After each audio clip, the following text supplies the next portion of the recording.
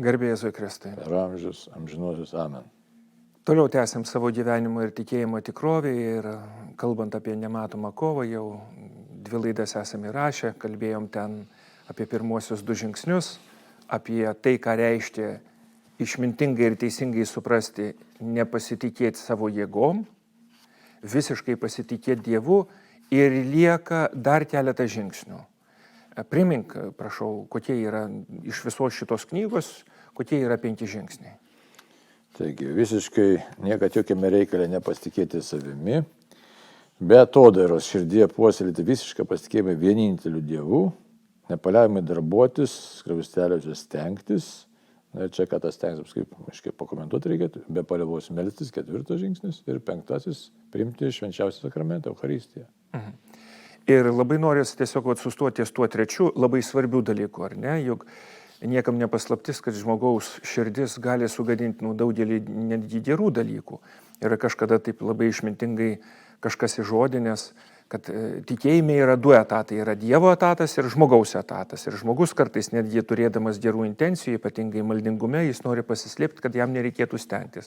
Dieve, aš pasimelsiu, sukalbėsiu kažkokias tai sakyti maldas ir kad kažkokios tų grumtynių arba tų, kaip čia reikėtų sakyti, kovų, kaip ir nesinorėtų. Ir kaip šitoj knygoje yra tiesiog suvokiama, ką reiškia stengtis? Stengtis, tai iš tikrųjų toks įdomus momentas yra, kad iš tikrųjų ugdyti dorybės. Dorybės ugdyti ir daryti jas palaipsniui, ugdyti savo valią, apsaugoti savo protą, žiūrėkit, kokie skrisneliai tokie įdomus, priimti teisingus sprendimus, išmoktis teisingai spręsti apie dalykus, taip ir vadinasi, žiūrėkit, atsakai įdomiai, skirelis, kaip turėtume lavinti protą, kad jis nebūtų aklas. Ne? Kai kurios tiesos apie net pasitikėjimą savimi ir visišką pasitikėjimą Dievu. Tai tas yra pastovus darbavimasis, tai suprasti, kas yra dorybė, kas yra nedorybė. Toliau, tų dorybių siekti, valią ugdyti, išoriniais ar vidiniais veiksmais, kad atitiktume tą pašaukimą, kurį gauname iš Dievo, tam tikrą nuostatą. Ir paskui iš esmės ir viskas sukasi apie tos pagrindinius dalykus, tai yra mūsų protas ir valia, kad jie būtų palenkti Dievo valios vykdymą. Gerai, bet pagrindinis iššūkis, su kuriuo tikrai, kur yra labai didžiulė sumaištis, tai yra dabartinis mūsų tiesos suvokimas, ar ne? Yra nuomonių tūkstančiai. Pažinimo proceso. Taip, tiesos kaip ir beveik nėra, kiekvienas gali nusilipdyti pagal švedišką stalą, man tai patinka, nepatinka, aš taip galvoju, tokia yra tiesa.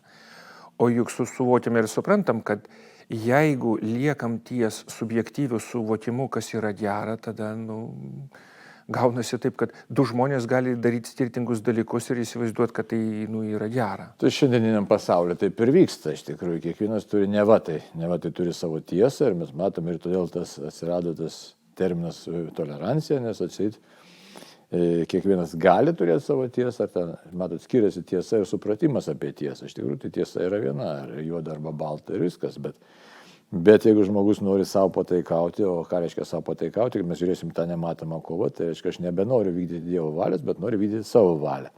Tai mes tada grįžtam prie pirminio taško, ir tada kas gaunasi, kad štai aš jau nebesiekiu, reiškia, pasitikėjimo Dievu, bet siekiu pasitikėjimo pačiu savimi ir tokio automatiškai, čia kalbam apie išganimą. Taip. Ir automatiškai aš jau iškart nutolstu nuo pagrindinio tikslo, iš karto nutolstu ir aš pradedu vaizduotis, jau gyventi pagal savo. Aš esu tiesos kriterijus, nes man tai patinka.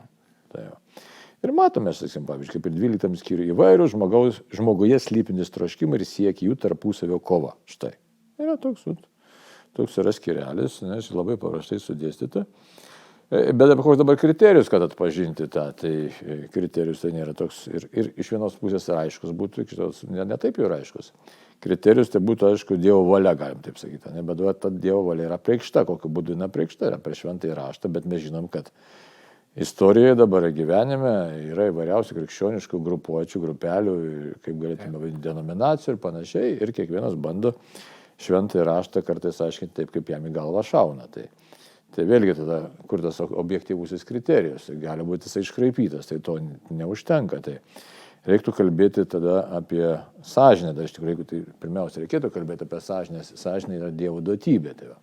Bet sąžinė vėlgi gali būti teisingai ir neteisingai suformuota, kaip ją pasitikrinti. Tai va.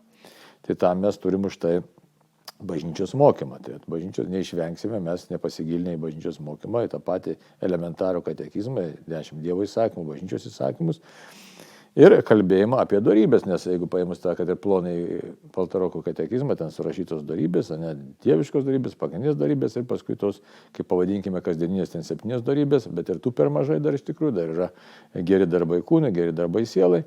Žodžiu, tai eksplikuojamas mums visas tas vyksmas, kaip man reikia įgyvendinti. Tarsi planas, kaip aš turiu susiorientuoti tikrovėje. Kaip man įgyvendinti Dievo valią. Tai dabar dar dėl ko reikėtų suprasti Dievo valią įgyvendinti, nes jeigu mes taip sausai paimam, tai vykdysiu, būsiu vykdytojas. Tai mus labai šiandieninė kultūra iš mus daro vykdytojais kažkieno tai valios. Labai tikrai, nes labai dabar jaunimui, labai daug jaunimas matom, kad ateina sužalotos, prašo ir užtarimo maldos, ir nuliūdė, ir pas psichoterapeutus kreipiasi, nes jie ko, sako, stengiasi būti tobulas, tiesiog atitikti rinką, atitikti ten mamos, tėčio reikalavimus, universiteto reikalavimus, viską tobulai padaryti, bet neaišku, ką ir vardan ko reiškia. O kas tu esi iš tikrųjų, tai tos tikros savivertės nėra. Tai štai nematoma kalba apie sielos grožį, apie tai, kad siela yra nemirti. Siela yra pats didžiausias mūsų lobis, mūsų vertė. Ir sielos išganimas yra tikrai Dievo norimiausias tikslas, tai yra Dievas nori susitikti su mūsų siela. Tai kas ta siela yra? Tai siela tai būtent esmė žmogaus, jeigu žiūrėt pagal Tomą Akvinietį, tai substancialinė kūno forma netgi yra. Tai kaip mus apsprendžia mūsų siela. Tai todėl mums reikalingas toks gyvenimas, kuris padėtų išsiskleisti mūsų sielai, kuri sukurta tiesiog Dievo tam, kad bendrautų su Dievu. O kad tai vyktų, tai tada žiūrėt, kas mane artina prie Dievo, kas mane tolina nuo Dievo, kas tiesiog visą laiką. Tai štai kaip kalbam apie dorybės arba nedorybės, tai dabar tas dorybių įprotis tai yra veiksmai, kurie atitinka mano į pašaukimą, jeigu mes galim šitai kalbėti. Ne, ta prigimti man atitinka, sielos prigimti atitinka, kad pasaulio dalykai, nes yra 3 priešai, nežinau, po šventą raštą, tai kūnas, pasaulis ir piktoji dvasia, reiškia. Tai va tie dalykai, nes per kūną mums kalba nuodėmė, piktoji dvasia to pasinaudoja kalbėjimu to per nuodėmės per kūną ir paskatina mus nutolti nuo Dievo. Ir čia norėčiau aš tiesiog sustoti, nes labai dažnai netgi žmonės, kurie tikrai yra gerokai susipykę su savo kūnu, fiziniu kūnu, ar ne, ir jį netgi visiškai nekrikščioniškai ir niekina ir galvoja, kad čia toks neoplatoniškas įsivaizdavimas, kad siela yra gėris, kūnas yra blogis, tai mes neturime omeny, kad, reiškia, ir šventasis raštas neturi omeny, kad kūną reikia niekinti arba kažkokiu būdu griauti. Tai būtent, kad čia reikia tokios labai sveikos krikščioniškos mąstysenos, kad mes esam šventų, čia kol kūne esam, jo labiau prisikelsim su kūne, tai tas kūnas yra mums kaip duotybė. Taip, mes saviraiškos priemonės. Ir kitaip nebus. Tik tai tiek, kad dabar mes čia žemėje patiriam tą neatvarką savo kūnę, visus tuos aistrinius impulsus, iš kurių tiesiog kyla netvarka. Tai netvarka kyla todėl, kad per nuodėmę mūsų pažinimas sutriko ir kūne pasireiškia tas pažinimas, mūsų, nes psichiniai dalykai tai reiškiasi per mūsų kūną.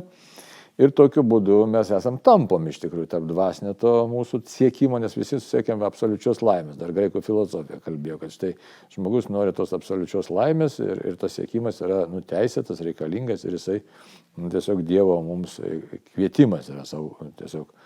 Tai dabar mes norim tos laimės, tačiau neretai iškreipiam tą laimę, nes arba paskubam, labai greit norim, mes sustapatinam tą laimę su kūno poreikiais, žodžiu, ir nėra taip paprasta, čia yra kova, nėra taip, nes mes turim paisyti kitą vertus to kūno, kaip sakei, galėtų tie, neškai, įvairios ten tos sektos buvo, ne, kuris neigė ten šitą kūno poreikius, ar net apaštalas Paulius apie tai sako, kad neigė santuoką, neigė ten nevalgė, visiškai vienas žodžiu, perkė kažkokį tai būvį, angelišką būvį. Tai čia yra nekrikščioniškas požiūris, krikščioniškas požiūris, tai kad štai aš esu tiek, kiek Dievas mane laiko šitam kūne.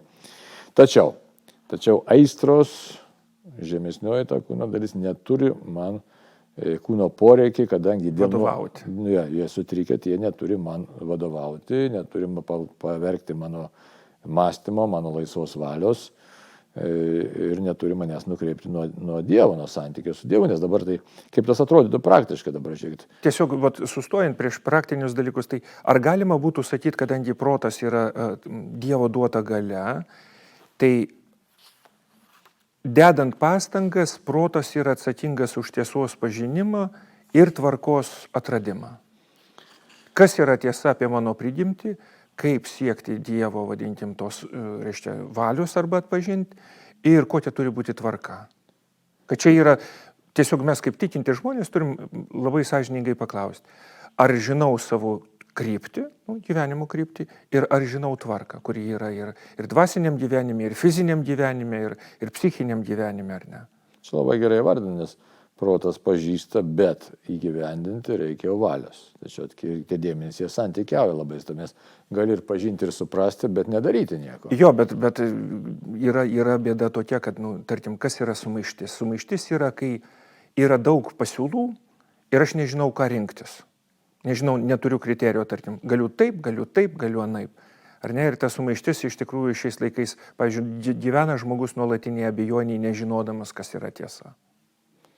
Tai vienas momentas, aišku, perfekcionizmas įneša kitą momentą, sakysim, noriu paties optimaliausio varianto ir tai blaškaisi, kaip tas, kokia ten ta pasakėčia, nežinau, kaip šia tautos, kur asilas tarp dviejų šienų. Buridano asilas. Jo, buridano, tai gali taip nugudvėsti iš bado ir čia psichologinė problema bus tokia irgi, kuris variantas geresnis. Ne? Žiūrėkit, kiti taip net ir santokos nesukuria, darbo nepasirinkia, nes visi ieško paties optimaliausio varianto. Tai. O čia, aiškiai, supratimas krikščioniškas, tai Dievui visiškai nesvarbu mūsų profesija iš tikrųjų. Jo, ir kas įdomu, kad bažnyčios mokymas labai aiškiai sako, kad žmogaus protas pajėgus pažinti tiesą. Ir pajėgus pažinti Dievą kaip tokį.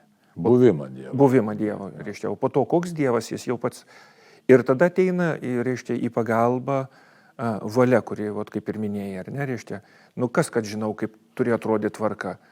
Tačiau iš ryto, žinau, kad norėčiau būti darbštesnis, tačiau reikia tos jėgos, kuri padėtų įgyvendinti šitą dalyką ir pakovoti su įvairiais tais impulsais, su ta netvarka. Ir čia manau, kad mūsų askezė, jeigu galima taip įžodinti ar ne, tvarkos atkūrimas yra vienas iš tų didžiausių užduočių, kuris šiais laikais deja, bet yra problematiškas, todėl, kad bent jau tiek, kiek man tenka atpažinti, kad didžioji dalis tikinčių žmonių pereina į intelektualizmą. Jeigu aš pažinsiu, tai jau su manim viskas bus gerai. Ir tos sektos, vadinkim, nuo pat kaip gnostikų sektos, ar ne, reiškia, jos labai gyvybingos per visus 2000 metų yra. O kad reikia atkovoti ir valios pastangom iškovoti, išplėšti tiesiog. Tai čia vienas momentas, tai čia už tai matai, bet čia viskas susiję, čia nėra taip, kad štai reikia suprasti, pažinti, kaip sakai. Tai vienas momentas. Reikia pačiam stengtis, čia už tai sako, nuolat stengtis. Čia labai įdomi, nes galėtume rasti tam tikrą prieštaravimą, iš tikrųjų, nežiūrėkit, kaip įdomiai skamba. Čia kalbam apie išganimą, reikia viską pabrėžti, kad reiškia. Niekada jokiame reikale nepasitikėti savimi. Pirmas principas, ne? Tai kaip čia dabar yra, sakytume, tai jau kalbėjom, bet tai esmė tame, kad aš pats savo išganimą negaliu užtikrinti. Bet dabar tas trečias momentas, nepaliaujama darbuotis stengti. Vis dėlto stengtis man reikia. Ne, kaip įdomiai. Tai. Štai, kad čia kalbam apie žmogaus atsaką, bendradarbiavimą su Dievu. Nes jeigu mes taip sakytume, štai antrą momentą, jeigu tik paimtume be to daro širdie puoselėti visišką pasitikėjimą vieninteliu Dievu, tai sakytume, man nieko ir daryti nereikia. Sakai, pažinau, kad Dievas yra visagalis ir pakankamai daug pamaldžių nukrypimų čia ir sustoja. Taip, aš gal tokia maldelė, arba kaip kartais žmonės sako, aš viduje turiu Dievą, aš pasitikiu Dievu ir gyvenu, tai va, lengvai kaip tas žiogelis, ne, savo. Tai ne visai taip yra. Štai čia yra tokio nepasiklysti reikia. Iš vienos pusės neturi savo leisti, kad aš tai nieko nedarysiu. Kita vertus negalvoti, kad štai aš savo pastangom priversiu Dievą, kažką man tai irgi... Gausiu atlyginimą. Nes čia būtų maginis mąstymas. Iš tikrųjų tai yra visai kitas kelias. Dabar tai yra kelias į santykį su Dievu. Ir čia už tai išminties ta formulė, kurią naudoja anoniminė alkoholikė, labai tinka, ne? kas nuo manęs priklauso, privalau padaryti. Aišku, kas nuo manęs nepriklauso, tu susitaikai tiksliau ir tas skirtumas suprasti. Iš tikrųjų, esmė tas skirtumas tame, kad Dievas veikia. Aš darau iš savo pusės žingsnius link Dievo ir šalinu tuos dalykus ar keičiu juos, kuriuos galiu pakeisti, kurie mano valiai. Tai kad, kaip praktiškai pasakyti taip, jeigu aš, sakysim, atsikeliu ir žinau protu, kad ir mankšta yra geras dalykas. Žinau, 1 metai žinau, 2 metai, 10 metų žinau. Mankšta geras dalykas, o rūkimas blogas. Bet dėja, nedarau mankštos ir rūkau. Tai ir taip toliau. Tai kas man iš to žinojimo? Ne? Tai dabar mes galim sakyti, Dievas bendradarbiauja su manimi. Taip, jisai bendradarbiauja, bet man konkrečius žingsnius tai man reikia padaryti. Man reikia pakelti ranką arba koją ir mes trūkyti kaip pavyzdys. Ne, sakysim. Ar ten kažkokią kitą priklausomybę. Man reikia ją mesti. Tai ir Dievas tame bendradarbiavime vis laikais yra. Jis atsilieps, praktiškai atsilieps, mano pastangas atsilieps ir galbūt duos 100-eriopai daugiau, ar ten 1000-eriopai daugiau negu, bet pastanga, tai aš turiu kažkokią padaryti, ir labai konkrečią. Taip ir nematomai šitoj kovoj, tai mes negalim susigipsavę gulėti lovai ir nieko nedaryti, tai privalom daryti. O kokie rezultatai, mūsų kultūra labai nori rezultato, ne? Visus tos vadybininkus vaiko, visi verslas ir taip toliau. O čia apie rezultatą mes negalim kalbėti, nes rezultatas priklauso ne nuo mūsų. Mūsų reikalas yra eiti keliu. Čia labai sunku psichologiškai, nes norisi matyti vaisių.